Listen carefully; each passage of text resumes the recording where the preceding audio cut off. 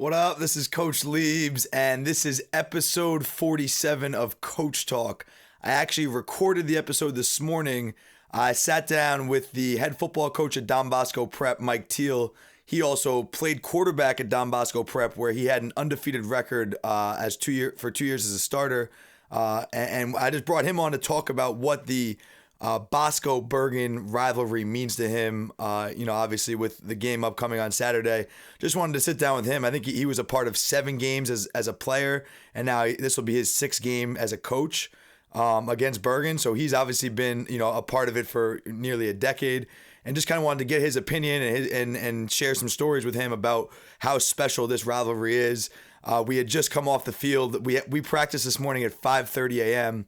There's a snowstorm coming in New Jersey, so Bosco had a half day of school, and by school rules, we're not allowed to hold, after school activities when school's been cut short due to weather. So we couldn't afford, obviously, not to practice before the most important game of the season. So we chose to practice at 5:30 this morning. Had a good day. By the time the kids stopped complaining about the weather, we executed well and had a good day. And then immediately after practice, me and Mike came in and we just talked about the rivalry game and talked about what to expect this weekend.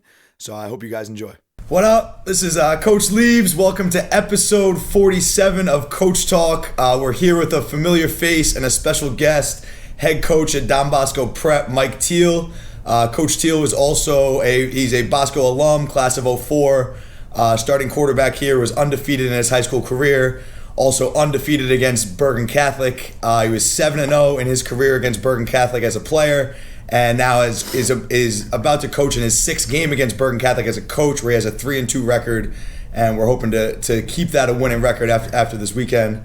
What up, Mike? Thanks for coming on. Appreciate it. It's a good week for it. No doubt, man. This is a lot of people who know the Bosco-Bergen rivalry knows is one of the best rivalries in all of high school football, in the whole country, especially in New Jersey. So I just wanted to talk to you, someone who's been in over 10 games in your career. What does this rivalry mean to you? It's the best one there is. It's better than any game I ever played in college. It was different than the NFL. Bosco and Bergen, they call it Bergen Bosco. It's what everything's about. It's why you come to one of these two schools. When I was here, obviously the rival was a little bit one-sided. It's definitely kind of evened itself out a little bit. The last 7 games have all been decided by a touchdown or less. So It's a competitive, fierce rivalry. They don't like us, we don't like them. Our students don't like their students. Our parents don't like their parents. Their parents don't like our parents. Right. The administrators don't like. It's what it's supposed to be in a rival.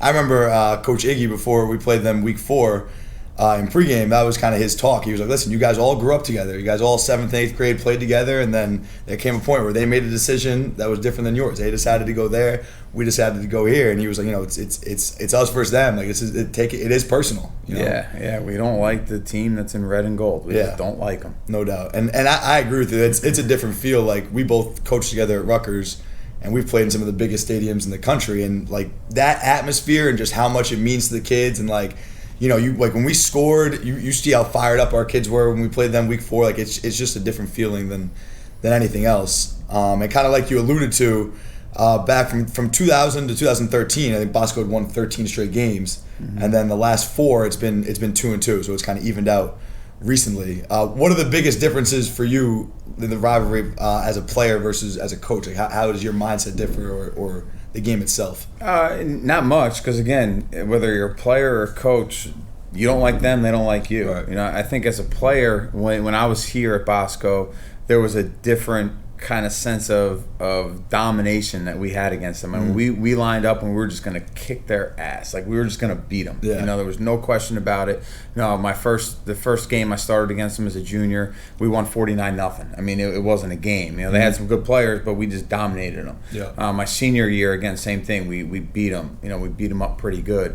As the time's gone on, the rivalry has gotten more consistent as far as the players are kind of dispersed evenly on both teams. They have good players, we have good players. Yeah. They have good coaches, we have good coaches. It's really become a matter of, in an emotional rivalry game, who can make the less mental mistakes. And that's really, in the first game this year, Absolutely. That's what cost us. 100%. We made more mental mistakes, and they didn't. They executed a little bit better. In any rivalry game, who executes better? It's not about the players. You got to execute, and they did a little bit better, and that's why we were able to win 14-13. Right, by a point.